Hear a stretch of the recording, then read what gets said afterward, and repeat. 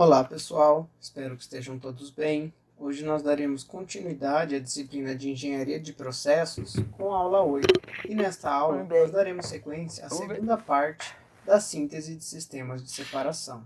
Bem, na aula anterior, na parte 1, então nós vimos algumas das heurísticas globais de processos químicos para a síntese de sistemas de separação, tá? Em que engenheiros da área de síntese de processos, de estudos de engenharia de processos, têm observado e recomendado para se definir a escolha apropriada e formas de se fazer a divisão e a classificação de cada uma das etapas de separação anterior e posterior à etapa de reação em um processo químico. Bem? E na aula de hoje nós veremos aqui mais algumas recomendações e orientações, porém aplicadas e também adequadas a algumas das principais operações unitárias que nós temos à disposição em escala industrial.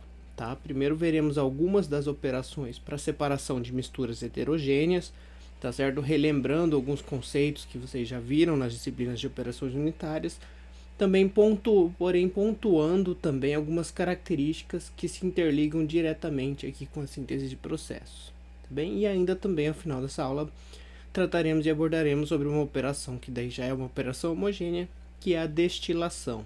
Tá? A destilação, veremos algumas características também e orientações para se aplicar a destilação na síntese de processos, tá certo? Vamos lá então.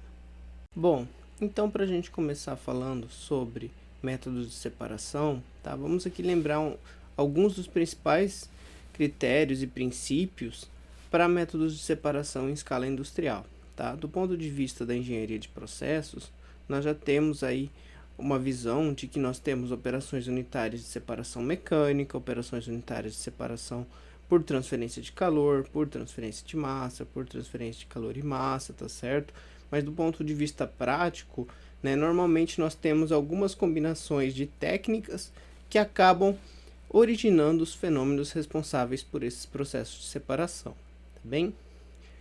Alguns deles, né, seriam, por exemplo, a criação de uma segunda fase por transferência de calor, trabalho ou redução de pressão, tá certo? Seria, por exemplo, um processo de vaporização, um processo de cristalização, uma separação flash, tá bem?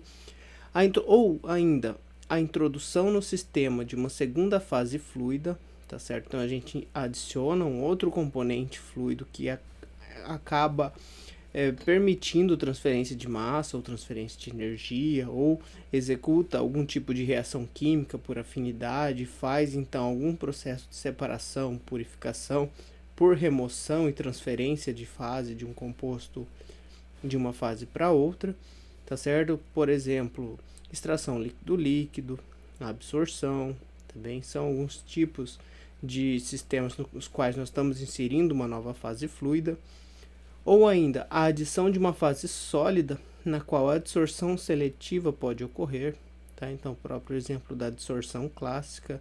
Então, nós temos ali um composto sólido, um material que é capaz, então, de reter um outro composto e purificar uma corrente que está passando ao redor dessa fase sólida.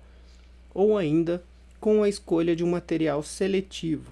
Tá? Por exemplo, separação por membranas. Tá? Apenas por uma limitação física ali e diferença de tamanho entre moléculas, partículas, nós conseguimos então uma fase retida e uma fase permeada ao redor desse material. Tá bem? Então esses são alguns dos principais fenômenos que acabam então originando os processos de separação e as operações unitárias, tais quais nós as conhecemos. Bom, então, para iniciar aqui o contexto de separação de misturas heterogêneas, tá certo? Normalmente aí misturas contendo algum tipo de material particulado, gotas, tá certo? Que acabam então estando contidos no escoamento e nós queremos remover ou tirar de uma determinada corrente de processo. Uma das principais operações utilizadas é a decantação, tá? Porque é um tipo de separação nas quais as partículas simplesmente são separadas do fluido pela força gravitacional, tá? Então acaba sendo aí uma força, né, que está presente em um dado campo gravitacional e que a gente consegue ter acesso ao simplesmente colocar o fluido sobre a ação desse campo e então facilmente, com baixo custo, em muitos casos, é possível separar um material particulado de uma fase fluida, de uma fase gasosa, por conta desse princípio de decantação. Tá? Então, o fenômeno de separação aqui se dá a diferença da propriedade, no caso da densidade. Ok? Nós podemos separar misturas do tipo líquido-gás, tá certo? Ou vapor líquido, alimentando essa mistura então em um tanque, né? E por conta da diferença de densidade, a fase líquida tende a sair por baixo e a fase gasosa ou vapor por cima, tá? Em tanques. Então, mesmo claro, o fenômeno flash ele é um pouco diferente porque ele também exige gradiente de pressão normalmente, tá? Mas é como se fosse um tanque flash sem esse gradiente, que permite então essa separação simplesmente devido à densidade ser diferente entre as fases, tá certo? Ou ainda um tanque que permite a separação de fases líquido-líquido, nas quais nós temos uma fase mais densa e outra fase mais leve. Então a fase mais densa sai por baixo e a fase mais leve acaba saindo por cima. Ou ainda quando nós temos, né, decantadores para separação de fluidos e sólidos, tá? Nas quais nós podemos alimentar então essa corrente de processo em um tanque, e ao passar por esse tanque as partículas, né, as gotas contidas aqui nesse fluido, elas vão então caindo, sendo aspergidas e se decantando ao fundo desse tanque ou do recipiente coletor de partículas, e o fluido ele continua então seu percurso, continua então passando para as próximas etapas de processo após deixar essas partículas nessa câmara. Tá? Então a decantação é um processo muito utilizado quando nós queremos simplesmente uma separação de fases, e é possível realizar a partir de uma diferença de densidade ou de ação de força gravitacional.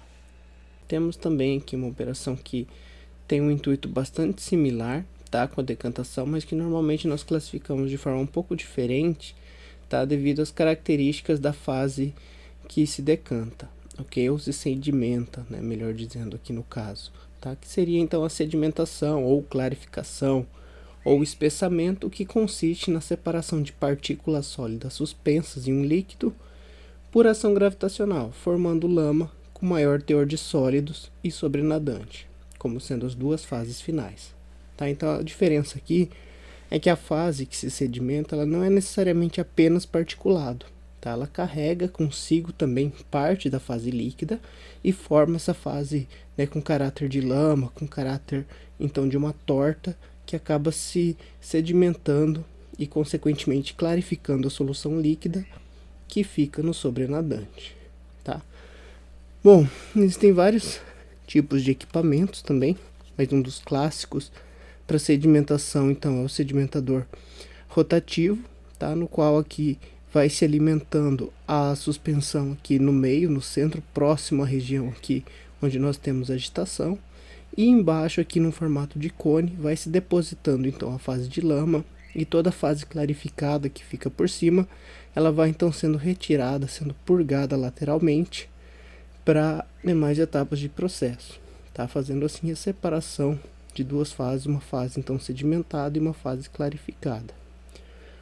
Uma forma também de se trabalhar com essa sedimentação são os classificadores por decantação, que, como nós vimos também ali anteriormente, é possível fazer nessa separação, essa decantação, em uma câmara com fluido passando, no qual as partículas vão caindo ao fundo de uma determinada câmara, mas nós podemos colocar várias câmaras de forma então de que as partículas mais pesadas vão cair na primeira câmara, as com peso intermediário em uma segunda câmara, por exemplo, e as mais finas, mais leves, em uma terceira câmara. E assim, além de separar uma fase particulada da fase fluida, conseguimos já também classificar, de acordo com a granulometria, as fases que caem em cada uma dessas câmaras.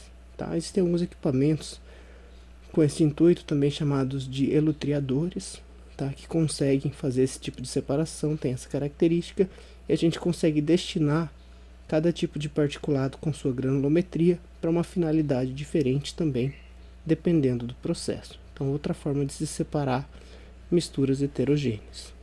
Ainda, outra forma também de se separar materiais particulados de fase fluidas é o uso de equipamentos chamados ciclones ou hidrociclones, né, dependendo aí da característica da fase fluida.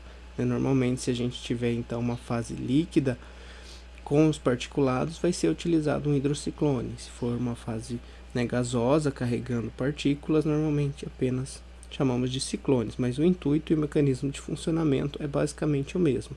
Tá? Nós temos a alimentação da fase fluida com os particulados na parte de cima de um material cônico, né, que forma aqui esses ciclones, e ao passar aqui dentro desse material fazendo um caminho curvado, a força centrífuga gerada pelo movimento desse fluido vai jogando as partículas mais densas radialmente em direção à parede, tá? E dessa forma então as partículas elas vão perdendo, né, sua força de escoamento e vão caindo aqui embaixo dentro do equipamento, enquanto a fase fluida ela consegue ser redirecionada por uma tubulação interna dentro desse ciclone que puxa a fase fluida e obriga ela a sair por cima, fazendo então a separação de fases. Tá? E para o projeto desses equipamentos se utilizam aí uma série de curvas de eficiência, tá? Existem modelos padrões de diâmetros de razão, né, de dimensões desses equipamentos que permitem então que a gente utilize de forma adequada e já capaz de fazer a separação de fato. Tá? Quando nós temos uma vazão muito grande com particulados, normalmente se utiliza e faz-se uma divisão para trabalhar com vários ciclones em paralelo para conseguir processar grandes vazões de corrente de processo que são capazes então de tirar todos os particulados com um diâmetro acima de um diâmetro chamado diâmetro de corte, e partículas pequenas talvez ainda podem ser carregadas, mas podem ser alimentadas em outros ciclones com diâmetro de corte menor, possibilitando uma separação posterior também. Tá? E o funcionamento para o hidrociclone é o mesmo, porém a separação se dá aqui na fase gás líquido, vapor líquido, né, ou líquido-líquido, mesmo dependendo das características de cada equipamento, mas é possível trabalhar com essa operação como uma alternativa à separação de misturas heterogêneas. Também temos a possibilidade da separação desse tipo de fase em misturas heterogêneas utilizando centrífugas, tá? É muito comum e principalmente em escala industrial é uma forma muito utilizada, e é um equipamento na qual a ação de uma força centrífuga para separar as fases sólido-líquido ou líquido-líquido simplesmente pela rotação da corrente de processo que vai entrando dentro desse equipamento, né, um eixo aqui então com uma rotação extremamente alta, né, que é praticamente o parâmetro de operação da centrífuga, faz com que os particulados sólidos eles sejam direcionados na parte mais externa, né, do caminho radial da centrífuga e segurando esses particulados em uma parede e possibilitando a remoção em uma região mais abaixo, e a fase líquida ela consegue daí sair por cima após já deixar a fase dos particulados nas correntes mais embaixo, tá? Ou ainda pode ser utilizado também para separação líquido-líquido, tá? Devido aí à diferença de densidade dessas fases, é possível também em uma região mais abaixo tirar um líquido mais pesado e uma região mais acima um líquido mais leve, devido às características de cada centrífuga, tá? Então, quanto maior essa força centrífuga, tá, maior a sua capacidade de remover um fluido mais denso e proporcionar uma grande eficiência de separação com esse equipamento, tá? Em escala industrial ele é bastante utilizado na indústria de óleo, tá certo? Principalmente para separar e conseguir remover o óleo de residuais de solventes e outras fases fluidas ali no meio. Também na indústria de biodiesel também é utilizado, tá? Então a centrífuga é bastante buscada pelo setor industrial na separação de fases heterogêneas. Também no caso de buscar se remover apenas impurezas que podem ser carregadas em corrente de processo, e principalmente quando nós temos uma corrente gasosa carregando particulados que são materiais indesejáveis e que tenham um caráter ionizável que queremos remover do processo, podem ser utilizados precipitadores eletrostáticos, tá? Que nada mais são então do que alguns equipamentos colocados, né, sobre tubulações ou sobre esteiras com ímãs, que são capazes de puxar e reter os particulados de forma então a liberar e deixar passar apenas a fase fluida, tá? E o projeto desse tipo de equipamento normalmente é baseado em curvas de eficiência, avaliando então qual é o tamanho adequado e a força do ímã necessária para tirar com uma eficiência próxima de 100% todo o material particulado com um determinado tamanho de diâmetro, tá? Então, normalmente, por exemplo, na indústria da cana, quando na coleta da cana algumas impurezas podem ser carregadas juntas, normalmente também se utiliza aí um precipitador eletrostático no recebimento da cana, que vai estar puxando e tirando qualquer tipo de ferrugem, qualquer tipo de material ionizável que possa ter caído ou ficado na coleta da cana, para que ela possa seguir para a etapa de lavagem sem essas impurezas, tá bem? Então, normalmente, no pré-tratamento e na limpeza de correntes de processo, se utiliza esse tipo de precipitador. Também na separação sólido-fluido, uma operação muito utilizada em escala industrial é a filtração, tá? Então existem vários tipos de filtros capazes aí de reter uma fase particulada, uma fase sólida na passagem de um fluido, tá bem? No caso de misturas de sólidos e líquidos, é muito utilizado o filtro do tipo placas, né, quadro e placas, né, nos quais nós temos vários quadros com material poroso que compõe aqui o nosso filtro, que tem a capacidade de reter a fase sólida ao passar por cada um desses quadros, e a fase líquida então que consegue passar pelo material, sai purificada e retém toda a torta formada dentro desses quadros, dessas placas que compõem o filtro. Tá? Uma dificuldade de trabalhar com esses filtros é que normalmente a gente tem várias etapas aí de parada para limpeza, remoção da torta e manutenção do equipamento, mas é bastante eficiente na separação. Temos também filtros para separação de sólido e gás, tá? Normalmente o filtro muito utilizado é o filtro manga, tá? O bag filter, que são nada mais do que mangas com material de um tecido, um material poroso que permite a retenção de uma fase sólida e a passagem da fase gasosa para fora dessas mangas, desses materiais, tá certo? Então nada mais consiste do que alimentar e soprar a fase com os particulados dentro dessas mangas. É muito utilizado na indústria de farelo, né, de soja, quando nós temos ali, desejamos às vezes recuperar em vários pontos do processo de produção do óleo o farelo gerado, e aí então essas correntes elas são alimentadas nesses filtros para segurar o farelo e tirar o ar que arrastou e separou esses particulados do processo. Bem? Temos também o filtro do tipo esteira a vácuo, no qual temos uma fase líquida com sólidos sendo alimentados sobre uma esteira, e simplesmente por ação, né, e aplicação de vácuo sobre essa esteira, ele puxa então a fase líquida para baixo da esteira e mantém os sólidos retidos aqui na corrente da esteira, para eles serem purificados, né, e separados ao final da esteira, porque por conta da aplicação do vácuo apenas a fase líquida passa no material da esteira. A fase sólida ela fica grudada, ela vai formando a torta sobre a esteira.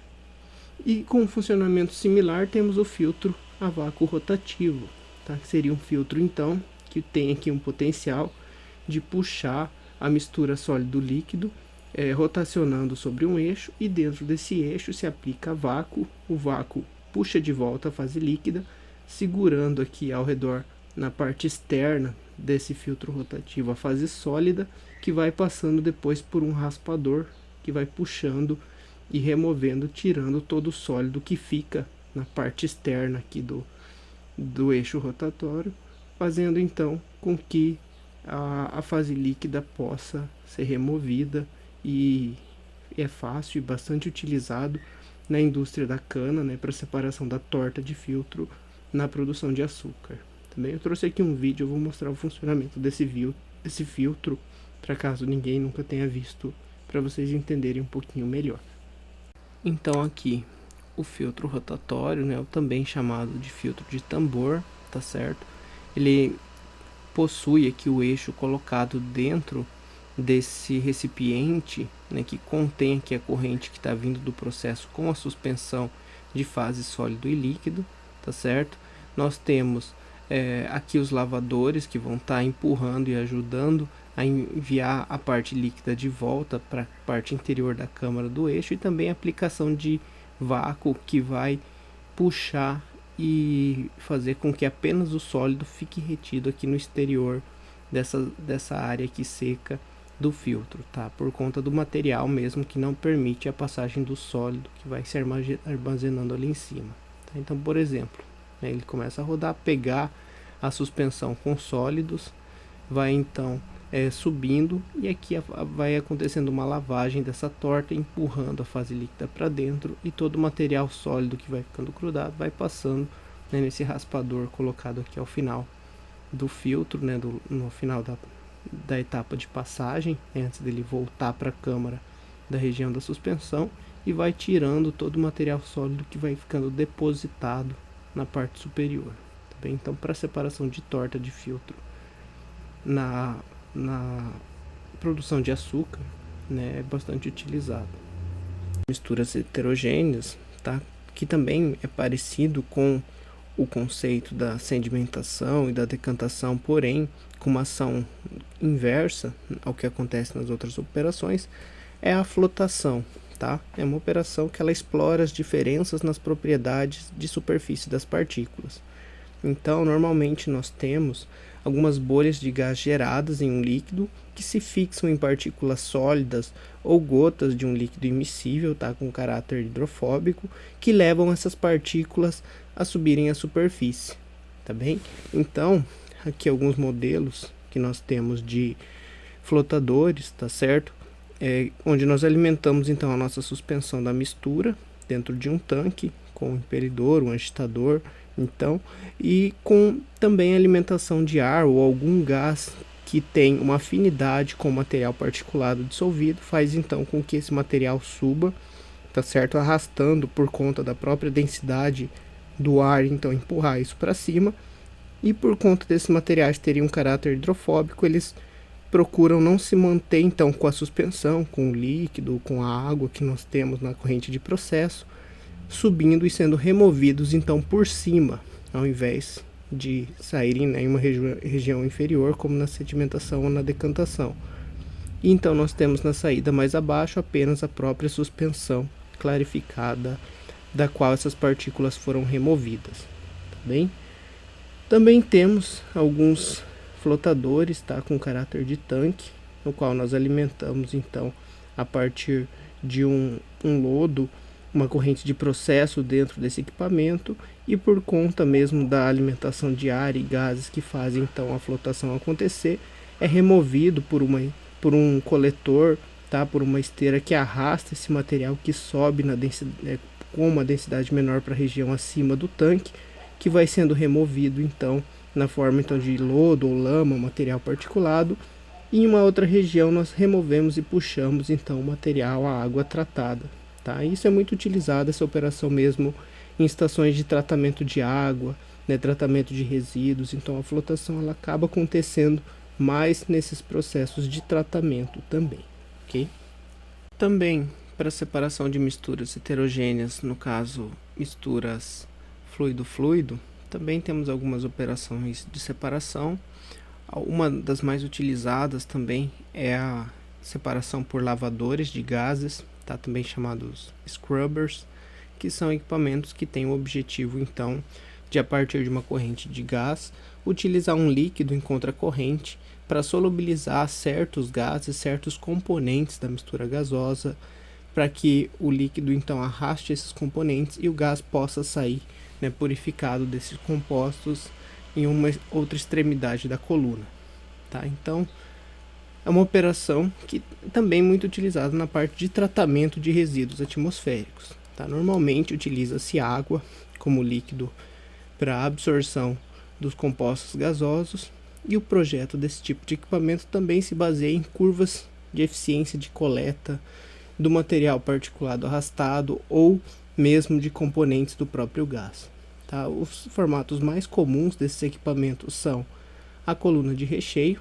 tá? Que é colocado então um recheio inerte, simplesmente para fazer a distribuição e não gerar caminhos preferenciais dentro de uma coluna na qual o gás é alimentado por baixo e o líquido é alimentado por cima, e esse líquido então ele vai arrastando e capturando materiais particulados, fuligem, cinzas, ou mesmo absorvendo também compostos dessa corrente gasosa que saem na corrente de fundo então com o líquido, e o gás ou vapor sai purificado por cima da coluna. Uma outra forma de trabalhar nessas colunas são as colunas de lavagem por spray, tá?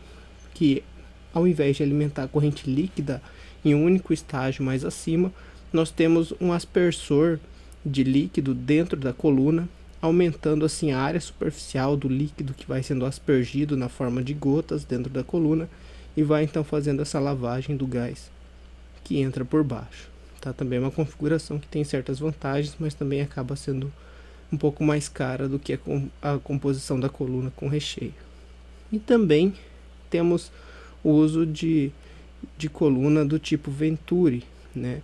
Na qual nós temos aqui a aspersão, a injeção do gás com os componentes, e temos, né, uma redução de pressão em uma certa seção desse duto, e que forma basicamente uma parede de água na qual o líquido vai sendo aspergido e vai sendo colocado, e essa parede de água então retém, segura os compostos da fase gasosa desejados da remoção nessa cortina de líquido, e o gás sai purificado na outra extremidade da tubulação. Está muito utilizado também principalmente na indústria de tintas, tá? Onde algumas correntes de gás acabam arrastando certos componentes voláteis, certos particulados de pintura, e a partir do uso dessas colunas de água dentro dessas tubulações a gente consegue fazer essa separação e essa remoção, ok? E também em separação de componentes gasosos e materiais sólidos, uma operação muito utilizada é a secagem, tá certo? Que nada mais consiste do que a aplicação de calor, troca térmica sobre um material sólido, permitindo então que parte de um composto fluido ou líquido que esteja absorvido nesse sólido, ele vaporize então e sai e deixa o equipamento, as partículas, né, que estão passando dentro do equipamento, fazendo então que o material sólido saia seco e sem a presença dessa umidade dos compostos voláteis absorvidos. Algumas formas convencionais desses equipamentos são, né, a secagem em esteira, né, esteira dentro de uma câmara que recebe uma fonte de calor, né, seja uma resistência, seja um ar quente que passa aqui dentro e que arrasta então os compostos voláteis e secam o sólido. O secador rotativo, que também possui uma inclinação e facilita com que os sólidos eles caiam por ação da gravidade à medida que a rotação acontece, em contracorrente com a injeção de ar quente, que aquece o material e remove o que tem de umidade, o que tem de solvente nesse material. Também o spray dryer, tá? Que é um equipamento muito utilizado também para secagem de materiais no formato de gotas, tá? De particulados que são aspergidos dentro desse equipamento, e então ar quente ou uma corrente gasosa aquecida passa e seca essas gotículas, fazendo com que elas solidifiquem e permitindo a remoção também de umidade desse material. Ou ainda mesmo o secador de tambor rotativo, que tem uma ação similar ao que nós vimos lá anteriormente, né, ao filtro rotativo, porém para correntes gasosas, que possui então a possibilidade de secar o material que vai passando em cima da torta formada e vai sendo removido também por raspagem, tirando esse material sólido, tá? Então a gente pode injetar ar quente dentro do tambor de forma a esse ar então sair e buscar arrastar a umidade do material que vai sendo incorporado ao redor desse tambor rotativo, beleza? Então essas são algumas das principais operações utilizadas para misturas heterogêneas, tá? E separação com múltiplas fases, que é um dos primeiros critérios que, como nós vimos na aula passada, nós adotamos na síntese de processos de separação. Bom, agora vamos tratar de algumas operações de separação de misturas homogêneas, tá bem? Vamos começar aqui então com a destilação nessa aula e veremos ainda outras operações nas aulas sequentes, tá bem? Então, para começar, antes da gente falar da destilação em si, a gente precisa verificar a separação por estágio único, também conhecida como separação flash, tá? Que consiste na alimentação de uma mistura homogênea dentro de um tanque, que promove uma queda de pressão, e por conta da queda de pressão e diferença de volatilidade dos compostos, a gente tem então a separação de uma fase vapor e uma fase líquida. Tá? Isso acontece também por causa do deslocamento do equilíbrio em função da pressão que nós temos sobre a corrente de processo. Tá bem? E é utilizado e promove esse princípio de separação por volatilidade em um único estágio, que nada mais é do que o que acontece na destilação, porém de forma fracionada em vários estágios, tá certo? Com vários pontos de equilíbrio. Então a gente geralmente estuda e vê o flash primeiro para ver o conceito de separação por deslocamento de equilíbrio com variação de pressão, temperatura, e depois vemos isso de forma acoplada em vários estágios que formam uma coluna que nós chamamos de coluna de destilação fracionada da destilação convencional, tá? Mas então essa separação em um único estágio ela é indicada e é possível de ser trabalhada ao invés de uma coluna toda, quando se o valor do K, que é o coeficiente de distribuição entre as fases vapor e líquida, em função da diferença de composição da fase vapor com a fase líquida, para o componente chave leve for maior do que 10, e ao mesmo tempo o valor de K, que seria então a razão das volatilidades dos compostos, para o componente chave pesado for menor do que 0,1. Então, nesse caso, quando a gente tem uma razão muito grande da diferença de composição de uma fase com a outra, e ao mesmo tempo um valor de volatilidade, coeficiente de volatilidade muito grande, muito pequeno, quer dizer, para o componente pesado, dessa forma a gente consegue promover a separação em um único estágio. Certo? Então, sendo assim, a gente não precisaria partir para uma coluna. É possível fazer essa separação com um único estágio de separação flash. Bem? Mas caso isso não aconteça, daí sim nós partimos e recorremos à destilação fracionada, tá bem? Que é a operação unitária de separação preferida para alimentações líquidas ou parcialmente vaporizadas, já próximas ao estado de saturação, certo? Para a gente poder aproveitar toda a energia de separação da coluna, não perder estágio, não perder tempo dentro da coluna fazendo atingir a condição de saturação, tá bem?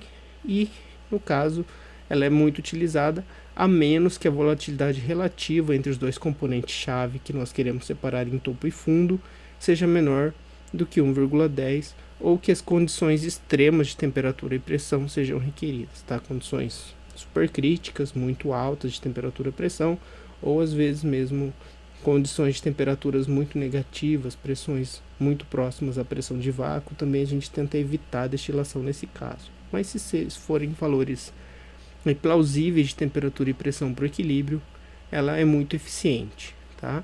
E por que a destilação é um dos métodos de separação dominantes em processos industriais? Bom, primeiro, porque ela lida com as mais variadas taxas de produção, tá? Vazões, então a gente pode ter colunas menores e maiores, então ela é muito ampla na faixa de operação de trabalho para vazões de processos, então isso facilita a gente poder ter uma coluna maior ou menor e adequar uma destilação. Ela separa misturas com composições bastante variadas, tá? Seja por uma sequência de colunas, tá? Sistemas com várias colunas sequenciais, onde a gente vai separando cada um dos compostos em cada uma das colunas, seja com uma única coluna, com remoção em diferentes estágios, obtendo diferentes produtos com diferentes composições.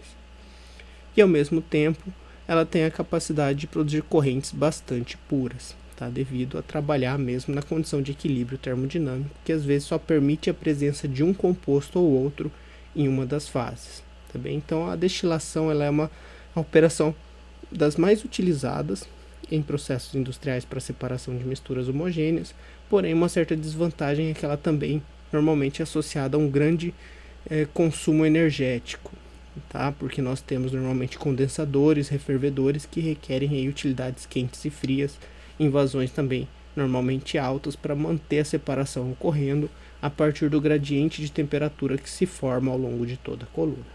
Tá? Então ela é muito eficiente, muito utilizada, porém consome bastante energia. Então, só para a gente relembrar que o princípio de funcionamento de uma coluna de destilação trouxe aqui uma figura que ilustra bem a separação em uma coluna de destilação da indústria petroquímica, tá? Onde é alimentado o petróleo quente, tá? Em algum dos estágios aqui da nossa coluna, e ao longo dessa coluna a gente tem um gradiente de temperatura formado devido a um resfriamento no topo e um aquecimento no fundo, e por conta disso em cada um dos estágios é ocorrido então um equilíbrio diferente de composição de fases líquida e vapor, e permite então a separação do petróleo em vários componentes, tá certo? Então, só lembrando que em cada estágio nós temos a divisão entre estágios, que são os pratos da coluna. Podemos ter vários tipos de pratos também que fazem então a transição de fases de um estágio para o outro, tá? Normalmente aqui são utilizados, né, esses borbulhadores para a fase de vapor passar para os estágios acima, né, e esses níveis entre estágios que permitem, né, o escoamento da fase líquida para o estágio de baixo também. Então é basicamente assim que se dá a transferência de uma fase de um estágio para o outro.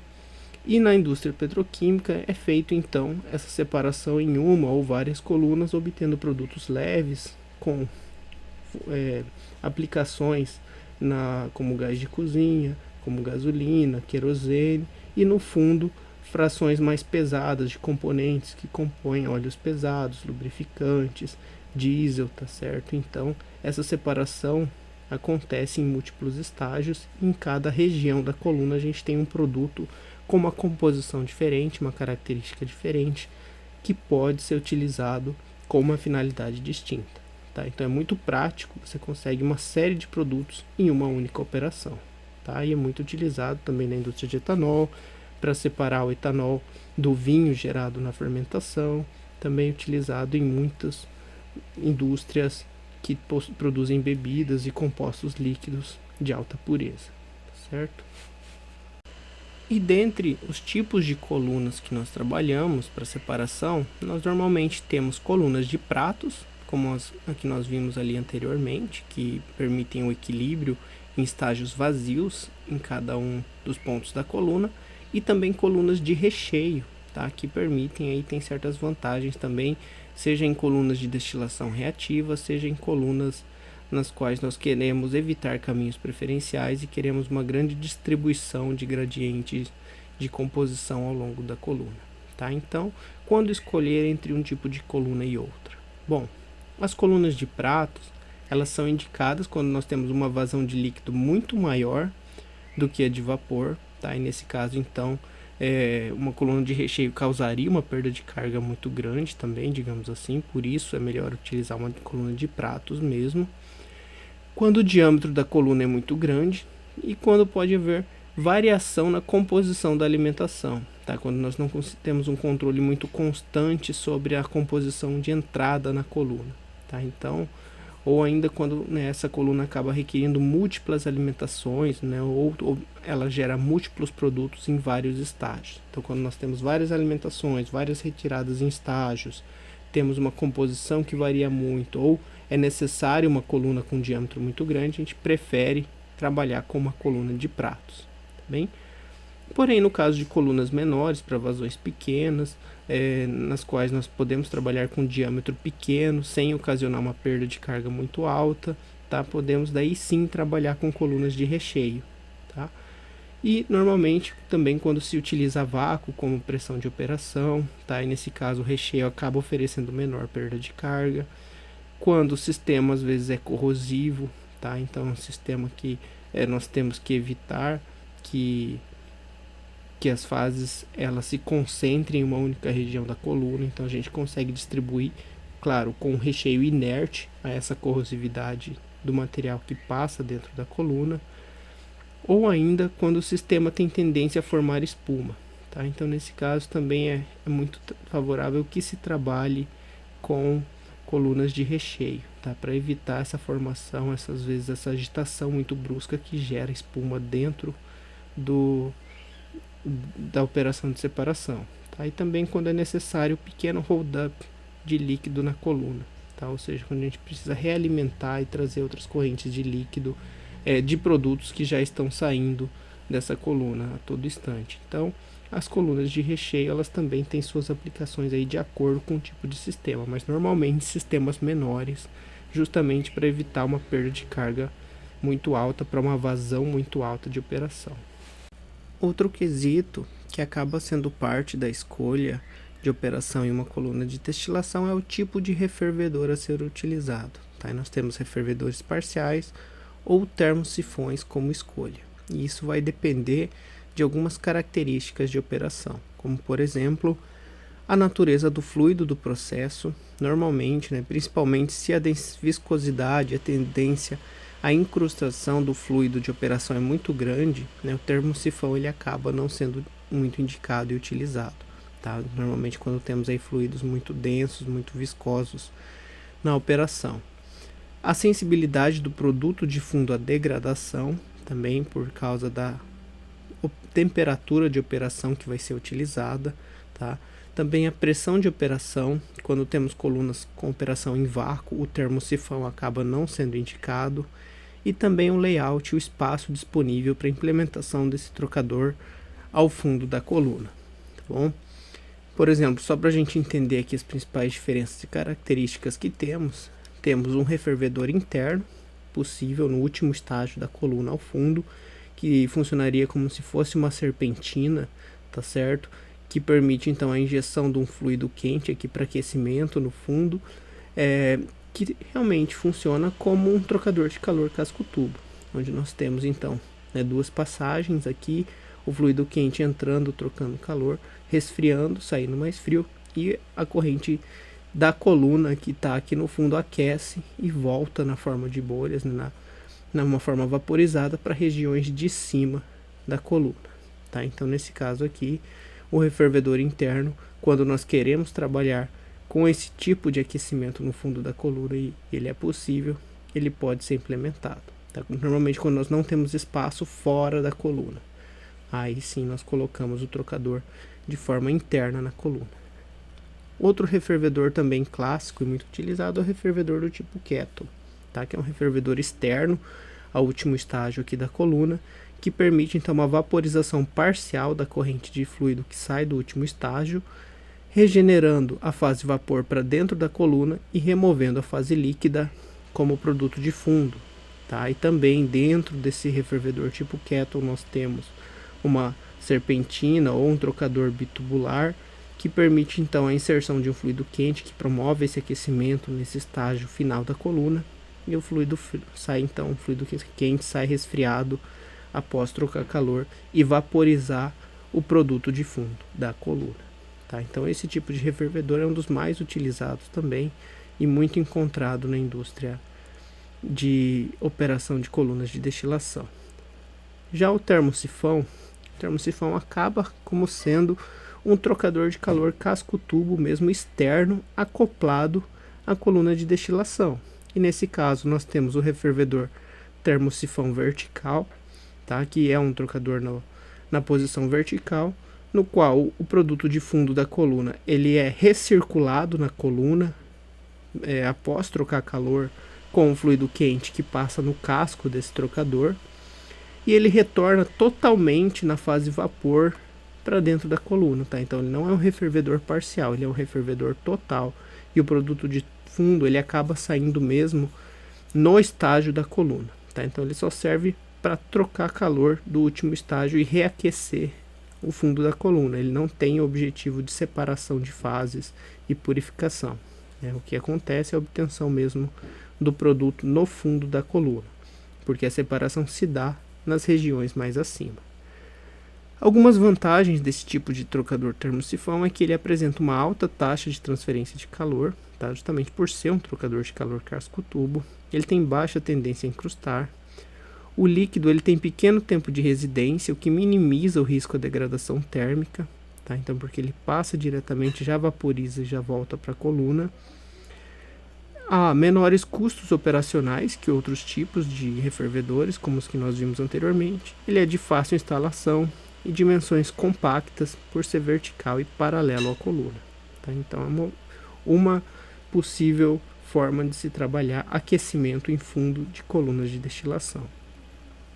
Mas também há o refervedor termosifão horizontal, tá? Que seria então basicamente, né, com o mesmo princípio de funcionamento de um trocador de calor casco-tubo, porém aqui, ao invés de passar nos cascos, o fluido de fundo de remoção passa, quer dizer, ao invés de passar nos tubos, ele passa no casco, e o fluido quente de aquecimento passa nos tubos, tá? Então, esse tipo de escoamento se inverte, possibilitando então uma corrente de fundo mais densa passar dentro do trocador, porque no casco acaba tendo menos incrustação. E também nós podemos, né, e temos aqui a possibilidade de ter uma menor perda de carga, né, visto que nós só temos aqui a região horizontal do casco, enquanto no vertical nós temos diferença de altura, que resulta também em variação de energia potencial e pode ter sim uma perda de carga um pouco mais relevante. Mas no caso do termosifão horizontal, isso acontece em menor grau, e a corrente também é totalmente vaporizada, né, ou parcialmente vaporizada e realimentada na coluna, e o produto de topo de fundo então ele é removido e obtido dentro da própria coluna também, tá certo? Então vejam que nós temos aí refervedores e termosifões como possibilidade de aquecimento do fundo da coluna de destilação. Bem, vamos aqui agora a algumas heurísticas, tá, de operação de colunas de destilação. Algumas delas indicam que as alimentações líquidas na condição de saturação elas são preferidas, tá? Porque a pressão na qual a coluna opera pode ser facilmente aumentada usando uma bomba, tá? O que obteria um custo maior se fosse na fase vapor, que nós teríamos que trabalhar com o compressor.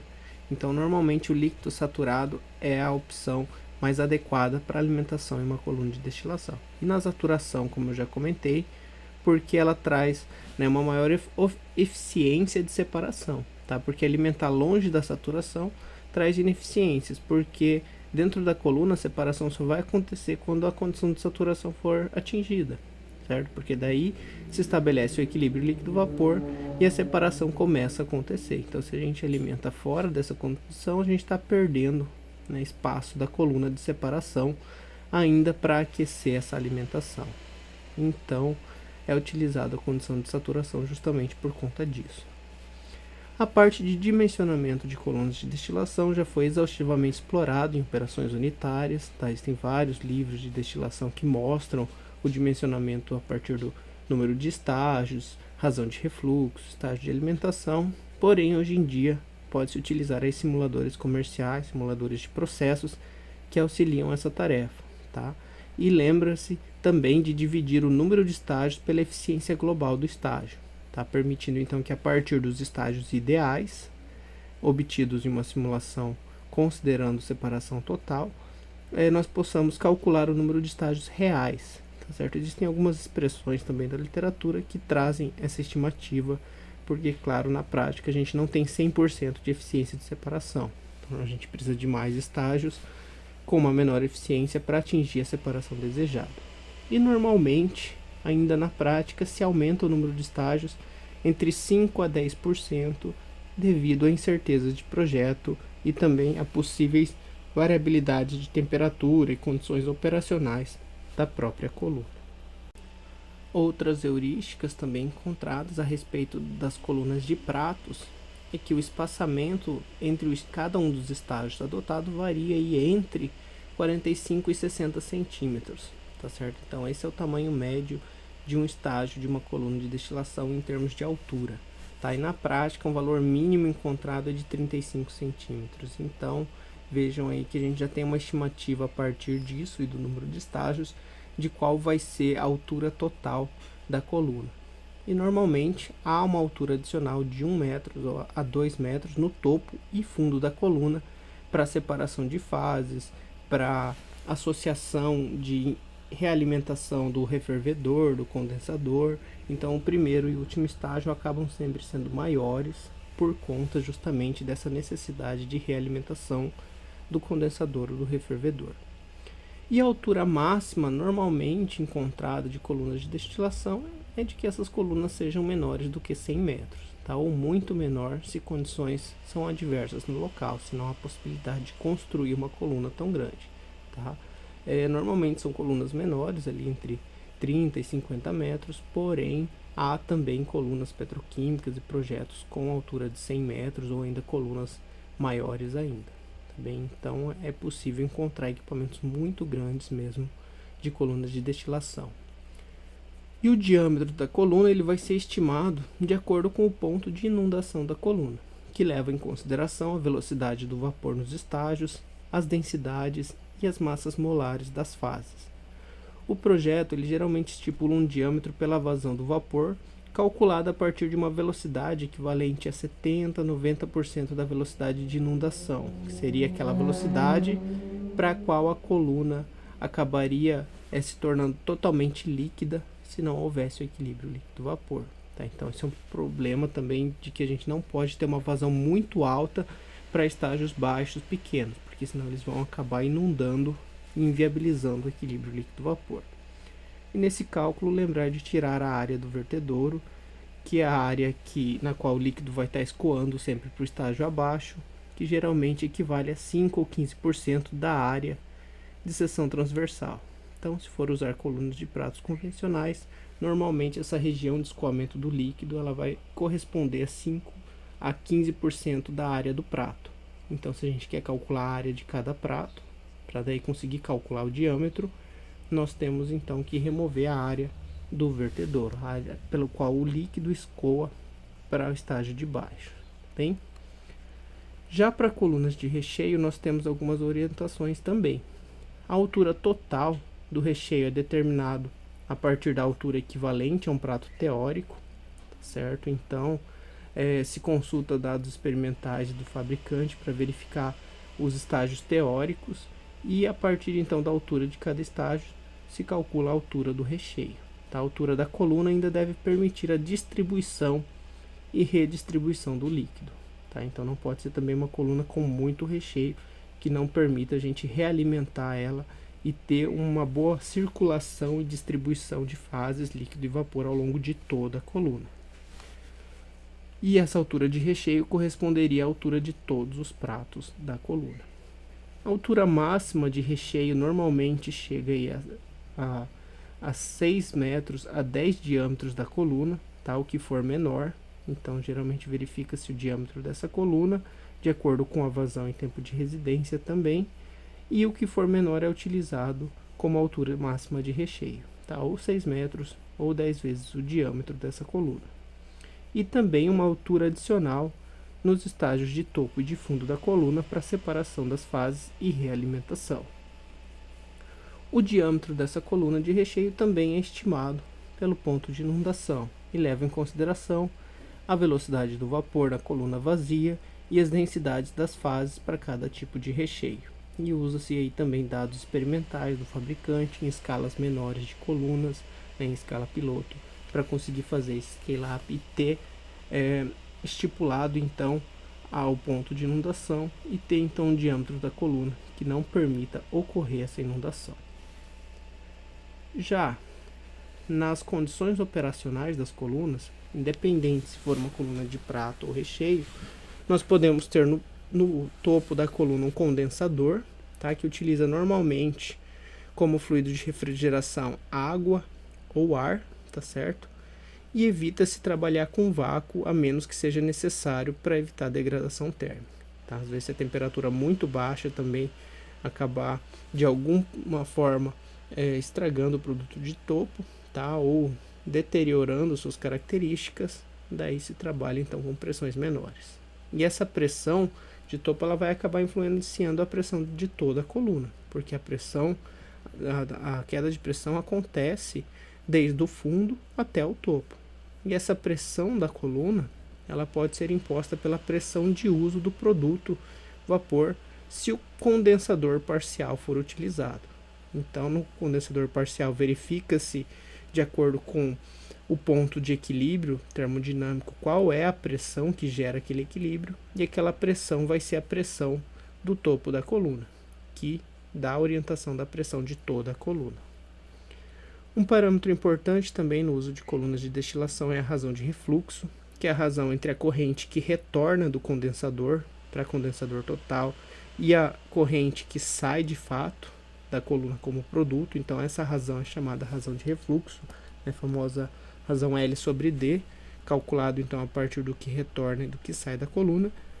E como uma estimativa inicial para a operação, utiliza-se em média 110% da razão de refluxo mínimo, tá? Porque a razão de refluxo mínimo é aquela razão que a gente calcula a partir do projeto da coluna no diagrama de equilíbrio, no diagrama de McKay-Betilly, né, ou pelo método de Ponchon-Savary.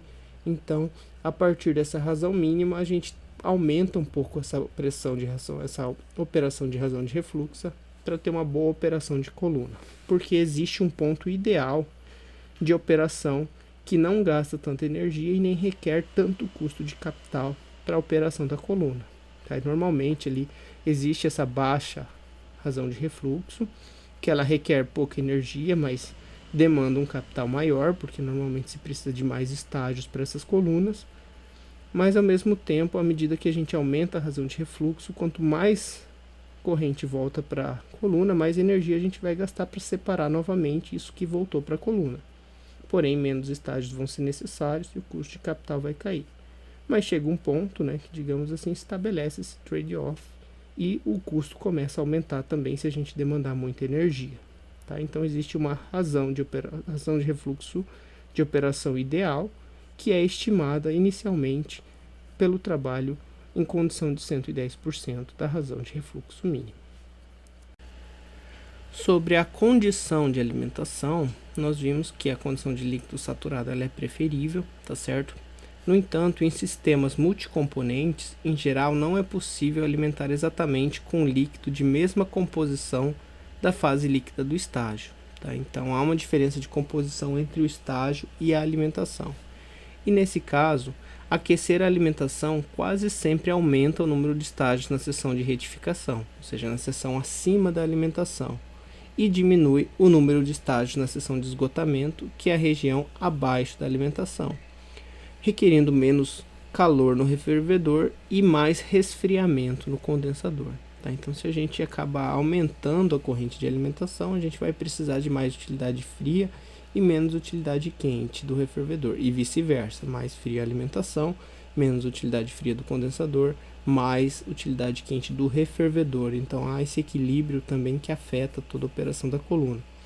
E aquecer a alimentação aumenta a razão de refluxo mínimo, pois muda todo o equilíbrio da alimentação e pode influenciar nos custos também, como nós vimos ali anteriormente. Então há de se determinar aí por técnicas de modelagem, simulação, uma razão e um estágio ideal de alimentação, assim como uma temperatura ideal também para se trabalhar a separação.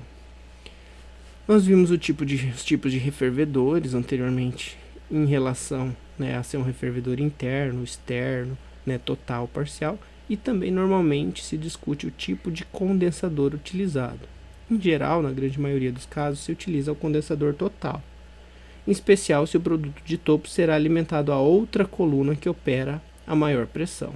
Então lembra, se a gente prefere alimentar em líquido saturado, a gente quer que um produto saia líquido para ele ser alimentado em uma próxima coluna.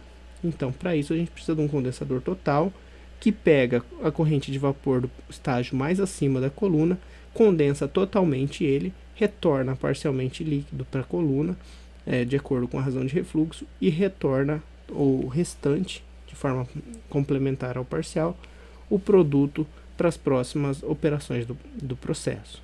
Tá? Mas também pode-se utilizar um condensador parcial operando como outro estágio de equilíbrio. Tá? Se nós queremos, já obtemos o produto pronto e não vamos alimentar outra coluna, por exemplo, nós podemos utilizar um condensador parcial, e isso é necessário quando nós destilamos misturas de baixo ponto de bolha, tá? Ou seja, quando nós trabalhamos com temperaturas muito baixas e a refrigeração total acaba sendo muito cara. Então aí utiliza-se um condensador parcial, que acaba sendo nada mais do que um novo estágio de equilíbrio, e tiramos então parcialmente uma fase vapor e uma fase líquida. A líquida pode ser recirculada e a vapor pode já ser o nosso produto de interesse. E assim vimos vários direcionamentos e condições nas quais a destilação pode ser utilizada. Porém, também temos que tomar alguns cuidados em relação a condições nas quais nós não podemos utilizar a destilação. Tá? Então nós temos também recomendações heurísticas que dizem quando não utilizar uma destilação para separação de fases homogêneas. Bom, primeiro, de acordo com a separação de materiais de baixa massa molar, normalmente destilados a alta pressão para permitir usar a água de resfriamento no condensador, e muitas vezes, além de alta pressão, ainda é preciso refrigeração, então acaba sendo muito caro. Também compostos de baixa massa molar, como por exemplo hidrogênio, nitrogênio, gasosos, acabam tendo que ser operados em colunas de condições criogênicas, e isso encarece bastante o processo, tá? Então normalmente é muito caro trabalhar com materiais de baixa massa molar, e prefere-se utilizar absorção, adsorção ou membranas como processo de separação, que acabam sendo mais vantajosos e também resolvem a separação. Também no caso de separação de materiais termossensíveis, muito sensíveis, digamos assim, a variações bruscas de temperatura, então não dá para usar destilação, porque basicamente na destilação há o gradiente de temperatura em toda a coluna, tá? Em geral, compostos aí de alta massa molar, com cadeias carbônicas muito grandes, em que qualquer variação de temperatura pode mudar a conformidade dessa cadeia, tá? Então, destila-se sob vácuo, e o vácuo acaba sendo caro também. Então, às vezes, é preferível utilizar cristalização ou extração líquido-líquido para separação desses materiais termossensíveis, ao invés de usar uma destilação sob vácuo. Também, para separar componentes traço, tá? Então, quando há um componente em composição de traço, 2%, 1%, menos de 1%, e uma mistura não compensa usar destilação, tá? Simplesmente a gente vai estar fazendo um polimento, uma purificação desses componentes, então preferível usar adsorção ou absorção ao invés da destilação, que seria muito caro só para tirar aí um componente em uma quantidade minoritária. Também para separar classes de componentes, por exemplo, separar uma mistura de componentes aromáticos de uma mistura de componentes alifáticos. Então, nesse caso, cabe utilizar às vezes uma extração líquido-líquido ou uma adsorção que consegue, por afinidade, separar melhor essas classes de componentes e não precisa de uma operação tão energética para fazer essa separação acontecer. Também, para separar mistura de baixa volatilidade relativa ou de comportamento azeotrópico, tá? Então, nesses casos, há um limite de acordo com o equilíbrio que se obtém uma pureza, como é o caso do etanol hidratado, tá certo? Que para se passar a etanol anidro precisa aí de uma destilação azeotrópica, uma destilação com extrativa para conseguir atingir uma pureza mais eficiente, tá? Então, em certos casos, a gente não consegue atingir essa pureza só com a destilação fracionada convencional. E aí se usa um agente de separação para alterar a volatilidade relativa, que é o caso da destilação extrativa, ou utiliza-se outras operações como cristalização, extração líquido-líquido, membrana, para fazer essa separação com uma eficiência a se atingir a pureza desejável, que às vezes não é possível em um certo ponto de equilíbrio. Ou ainda para separar misturas de condensáveis e incondensáveis, tá? Nesse caso fazemos condensação parcial e separamos as fases em um único estágio com uma operação flash, por exemplo, tá? Então, se tem algo que não condensa, ou que não vaporiza, simplesmente um estágio consegue segurar em uma única fase um composto, e aí na outra fase a gente purifica e tira os compostos de interesse. Em um destes casos, quando não podemos separar por destilação fracionada convencional, que é o caso às vezes que queremos separar sistemas azeotrópicos, tá certo? Então, a primeira opção a se explorar é a mudança na composição do azeótropo com a pressão, tá? Às vezes o deslocamento da pressão acaba levando a uma condição permissível de separação, tá? Então, o azeótropo ele pode ser quebrado aí com a pressão a ser trabalhada, a ser utilizada no cálculo do equilíbrio. Então, se a composição do azeótropo é sensível à pressão e é possível operar a destilação em um intervalo de pressões sem que haja decomposição térmica, porque, claro, se a gente altera a pressão, consequentemente altera a condição de equilíbrio para a temperatura também. Então, essa propriedade pode ser explorada quando a degradação térmica não for resultado dessa variação de pressão, tá? Então, uma heurística que se coloca é que para separar misturas azeotrópicas, explorando alterações em pressões, uma mudança de pelo menos 5% na composição com a mudança de pressão é requerido. Então, para valer a pena, para conseguir, né, ser possível fazer essa variação de pressão, nós temos que ter aí pelo menos 5% de variação na composição para conseguir a purificação total ou a separação na pureza desejada e estipulada. E também existe, né, na destilação convencional uma equação que prediz o número de sequências diferentes de colunas de destilação ordinárias a partir do número de produtos, né, e do número de separadores que vão ser trabalhados para produzir uma quantidade P de produtos. Tá? Então, essa equação, né, NS igual ao somatório aqui dos produtos de NJ e NP-J, né, que é calculado aqui em função, né, de uma razão de fatoriais nas quais P é o número de produtos que nós temos na composição da mistura, nós temos um número diferente de sequências possíveis para a separação com destilação, tá certo? Por exemplo, vamos olhar aqui então misturas com vários números de componentes e produtos presentes. Por exemplo, uma mistura com 2 produtos apenas, né, nesse caso aqui, poderia se separar esses produtos utilizando uma única sequência, né, e uma única forma, um único tipo de sequência para se obter a pureza e separação em relação a um dos produtos. Então, por exemplo, separação de uma mistura totalmente composta por etanol e água, uma única coluna seria suficiente para purificar em etanol, né? Claro que até um certo limite, se a gente fugir, né, da condição de isotropia, etanol em uma corrente, água em outra corrente, ou água com residual de etanol, e aí, ou em algumas vezes, apenas água e a outra corrente com etanol e água. Mas se nós temos mais produtos, 3, 4, 5, 6, mais componentes na mistura, então nós vamos precisar de mais colunas de destilação, buscando obter cada um dos produtos nas colunas subsequentes. E nesse caso, podemos ter vários arranjos para separação. E temos que estudar as possibilidades para ver qual é a mais adequada. Lembrem que, de acordo com uma das heurísticas para destilação, sempre recomenda-se obter um produto de topo em cada uma das colunas sequenciais, quando isso for possível.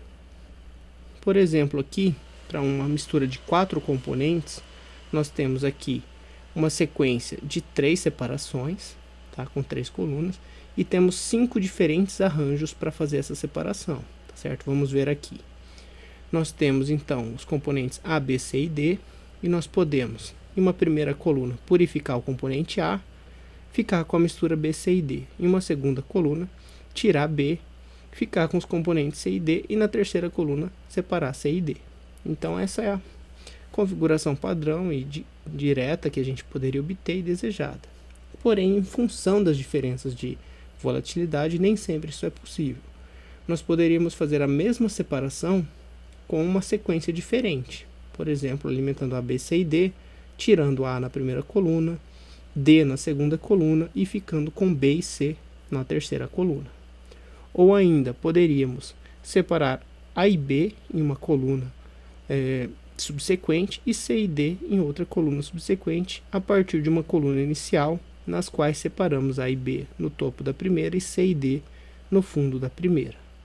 Então vejam que nós podemos ter vários arranjos de separação para um mesmo número de produtos, tá? E aquela equação ajuda a gente a estipular o número de possibilidades que temos e, de acordo, claro, com as volatilidades relativas, com as condições de equilíbrio e de operação, a gente vai propor um arranjo ideal que permita a separação e purificação dos compostos que queremos com a destilação. Tá? Então não é algo muito simples também, mas que com a avaliação das propriedades dos componentes da mistura, a gente consegue verificar o que é possível fazer para obter essa separação, certo? Bom, então vamos ficar por aqui com as heurísticas de destilação. Aqui as principais referências da nossa aula de hoje da disciplina, tá bem? Obrigado pela atenção de vocês e até a próxima aula.